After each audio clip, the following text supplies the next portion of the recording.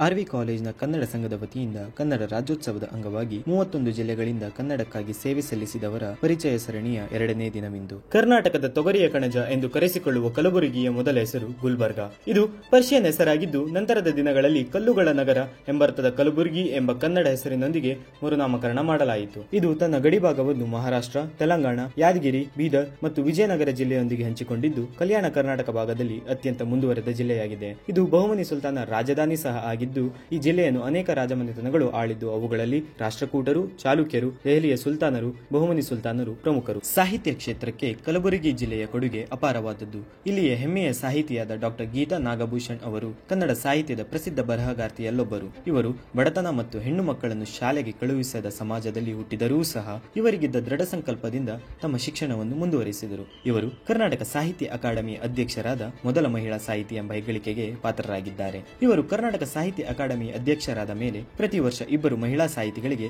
ಪ್ರಶಸ್ತಿ ನೀಡುವ ಪದ್ಧತಿಯನ್ನು ಜಾರಿಗೆ ತಂದ ಶ್ರೇಯಸ್ಸು ಇವರಿಗೆ ಸಲ್ಲುತ್ತದೆ. ಇವರು ನಾಡೋಜ ಪ್ರಶಸ್ತಿ ಮತ್ತು ಕೇಂದ್ರ ಸಾಹಿತ್ಯ ಅಕಾಡೆಮಿ ಪ್ರಶಸ್ತಿ ಪಡೆದ ಕರ್ನಾಟಕದ ಮೊಟ್ಟ ಮೊದಲ ಮಹಿಳಾ ಸಾಹಿತಿ ಕೂಡ ಹೌದು. ಇವರಿಗೆ ಕೋಲ್ಕತ್ತಾದ ಭಾರತೀಯ ಭಾಷಾ ಪರಿಷತ್ ಪ್ರಶಸ್ತಿ ಸಹ ಲಭಿಸಿದ್ದು ಇದು ಕನ್ನಡಕ್ಕೆ ಮೊಟ್ಟ ಮೊದಲ ಭಾರತೀಯ ಭಾಷಾ ಪರಿಷತ್ ಪ್ರಶಸ್ತಿಯಾಗಿದೆ. ಇನ್ನು ಪ್ರತಿದಿನವೂ ಒಬ್ಬೊಬ್ಬ ವ್ಯಕ್ತಿಯೊಂದಿಗೆ ನಿಮ್ಮ ಮುಂದೆ ಕಾತರದಿಂದ ಕಾಯ್ದು ಜ್ಞಾನ ಕಣಜವನ್ನು ಭರ್ತಿ ಮಾಡಿಕೊಳ್ಳೋಣ. ನಿಮ್ಮ ಸಹಕಾರ ಮತ್ತು ಬೆಂಬಲ ಹೀಗೆಯೇ ಇರಲಿ. ಧನ್ಯವಾದಗಳು.